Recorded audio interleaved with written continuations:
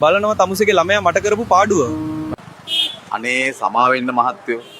හිතලා කරපු දෙයක් නෙමෙයිනේ. මම හදලා දෙන්නම්. තොපිට මේවා හදන්න තියා හිතන්නවත් බෑ.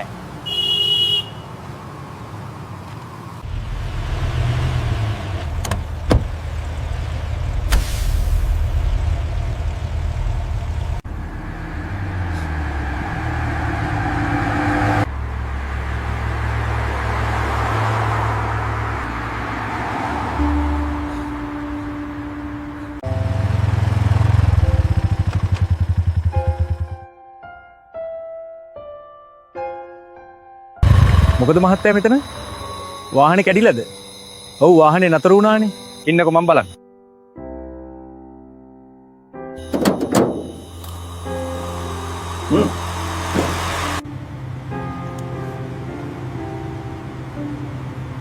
පොඩි වැඩක් මහත්තයා තිබ්බේ. ඔන්න දැන් බය නැතුව යන්න පුළුවන්. මට සමා වෙන්න.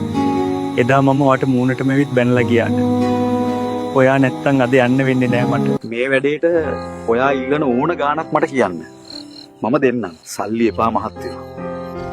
එදා මගේ දරුවා අතින් කැඩුණු කණ්ණාඩියට මට ගෙවන්න බැරි වුණා. ඒත් මිනිස්සෙක් අමාරුවේ වැටිලා ඉන්නවා දැක්කහම උදව් කරන්න මම දෙපාරක් හිතන්නේ. මිනිස්සු දෙන්න තමන් ළඟ තියෙන දේවල් මහත්තයෝ.